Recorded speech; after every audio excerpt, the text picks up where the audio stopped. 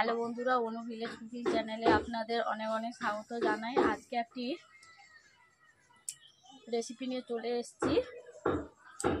যেহেতু রুই মাছগুলো সকালে নিয়ে এসেছিল, তার জন্য আমি এখন বিকেলে রান্না করছি। তার জন্য ডিনারের জন্য আমি মাছের ঝাল তৈরি করছি। দেখতেই পাচ্ছেন রুই মাছটা কতই বড় ছিল, প্রায় 2 কেজি মতো রুই মাছটা ছিল। তার থেকে হাফ নিয়ে এসে সকালে রান্না হয়েছে, বিকেলে রান্না করছি। এখন মাছগুলোকে দেখানো সম্ভব হয়নি, ওগুলোকে আমি ভিজেই রেখেছি। দেখতেই তো পাচ্ছেন, ধুয়ে নুন মাখিয়ে আমি আগে থেকে ভেজে রেখেছি। এই মাছ আর আলু দিয়ে আজকে মাছের ঝাল রান্না করব। আপনারা রেসিপিটি দেখতেই থাকুন, প্রথম থেকে শেষ পর্যন্ত দেখবেন। ভালো লাগলে লাইক, কমেন্ট এবং শেয়ার করে সাবস্ক্রাইব করে দেবেন। আপনারা দেখতেই থাকুন আমি কেমনভাবে রান্না করছি, তার সঙ্গে আমি আপনাদেরকে আলু কেটে দেখাচ্ছি। মাছের ঝাল যেহেতু রান্না করব আলু দিয়ে, তার জন্য আলুগুলোকে আমি প্রথমে ছুলে নিচ্ছি।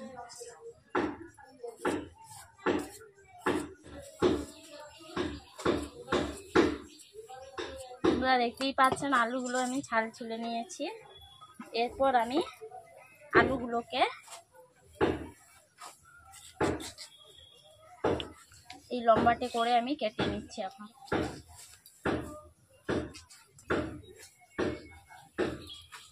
দেখতেই পাচ্ছেন এই সাইজে আমি কেটেই নিয়েছি আলুগুলোকে। দেখতেই পাচ্ছেন বন্ধুরা, আমি আলুগুলোকে কেটেই নিয়েছি। দেখতেই পাচ্ছেন কেমনভাবে আমি এই লম্বাটে করে কেটেছি। মাছের ঝালের সঙ্গে রুই মাছের ঝাল যেহেতু করব, তার জন্য লম্বাটে আলু কেটে নিয়েছি। এরপর আমি ধুয়ে নিয়ে রান্না করতে চলে আসছি। বন্ধুরা দেখতেই পাচ্ছেন আমি এখন উনুন জ্বালিয়ে ফেলেছি, কড়াই বসিয়েও দিয়েছি। বন্ধুরা আমি প্রথমে কড়াইতে তেল দিয়ে দিচ্ছি। যেহেতু মাছের ঝাল করব, তার জন্য আমি যেমন তেল চাইলে বেশিও দিতে পারো, আমি সামান্য পরিমাণে তেল দিয়েছি। প্রথমে আমি দিয়ে দিচ্ছি কাঁচা লঙ্কা চিড়ে 4টা।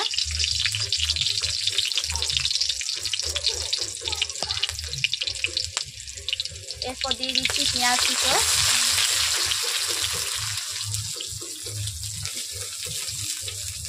যেহেতু মাছের ঝাল করব, তার জন্য আমি একটু বেশি পরিমাণে আমি পেঁয়াজ দিলাম। পেঁয়াজগুলো গলে যাওয়ার জন্য আমি সামান্য নুন দিয়ে দিচ্ছি।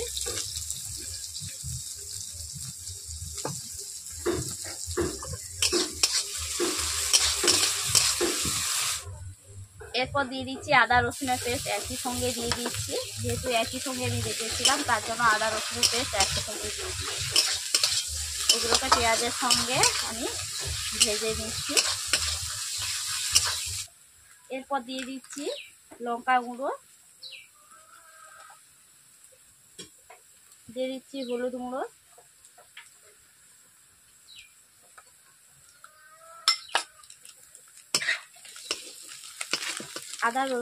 আদা রসুন কাঁচার গন্ধ চলে যাওয়ার পর আমি দিয়ে দিচ্ছি লঙ্কা গুঁড়ো, হলুদ গুঁড়ো।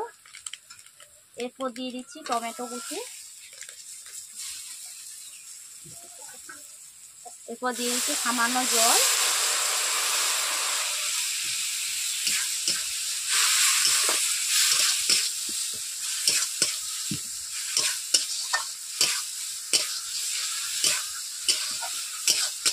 এভাবে মশলাগুলোকে আমি 2 থেকে 3 মিনিট কষিয়ে নিচ্ছি ভালো করে। এরপর আমি মশলার সঙ্গে আলুগুলোকে কষিয়ে নেব। তার জন্য আলুগুলোকে আমি আগে থেকে যেহেতু কেটে রেখেছিলাম, এখন আমি ভালো করে ধুয়ে নিচ্ছি। ধুয়ে আমি আলুগুলোকে কড়াইয়ের মধ্যে দিয়ে দিলাম মশলার উপর। তার সঙ্গে একই সঙ্গে আমি মশলা আলু দুটোই একসঙ্গে কষিয়ে নিচ্ছি ভালো করে। বন্ধুরা দেখতেই পাচ্ছেন আমি আলুগুলোকে আমি 2 মিনিট মতো কষিয়ে নিচ্ছি ভালো করে।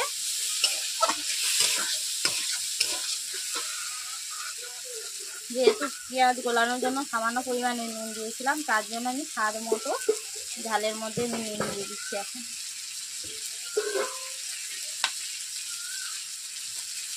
এরপর আমি আগে থেকে সর্ষে আর পোস্ত দুটোই একই সঙ্গে আমি বেটে রেখেছি, জলের মধ্যে দিয়ে নিয়েছি, ওর মধ্যে আমি দিয়ে দেবো।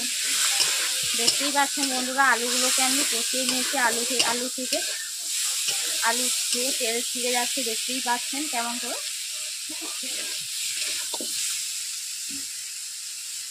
এরপর আমি সামান্য পরিমাণে প্রথমে জল দিচ্ছি।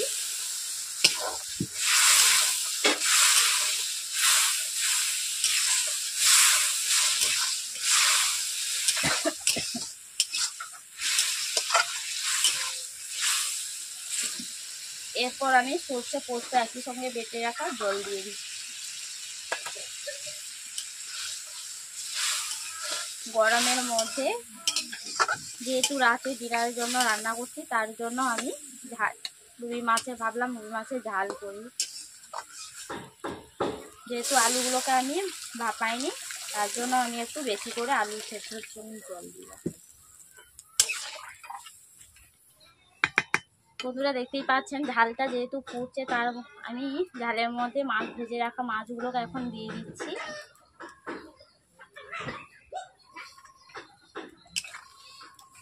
আমি মাছের ঝালটাকে আমি 5 থেকে 7 মিনিট ফুটিয়ে নিচ্ছি ভালো করে। আলুগুলো যতক্ষণ পর্যন্ত সেদ্ধ হচ্ছে আমি ভালো করে ফুটিয়ে নিচ্ছি।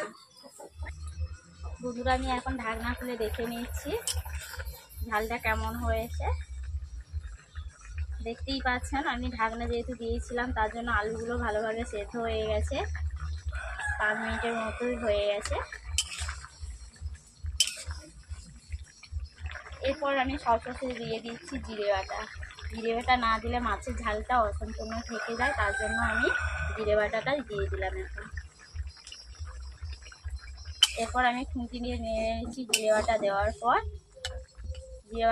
পর আমি 1 মিনিট ফুটিয়ে নিচ্ছি ভালো করে। বন্ধুরা দেখতেই পাচ্ছেন আমার মাছের ঝাল রান্না করা কমপ্লিট হয়ে গেছে। আমি কড়াই থেকে এরপর নামিয়ে নিচ্ছি। দেখতেই পাচ্ছেন আমার ঝালটা কেমন হয়েছে, পাতলা ঝাল। দেখতেই পাচ্ছেন ডিনারে রাতে যেহেতু খাবো ভাত, তার জন্য আমি পাতলা ঝাল রান্না করে নিলাম রাতের জন্য। ঝোল ঝালটা এখন আর ভালো লাগছে না গরমের মধ্যে যেহেতু, তার জন্য আমি পাতলা ঝাল রান্না করেছি। কেমন হয়েছে সেটা অবশ্যই কমেন্ট করে জানাবেন।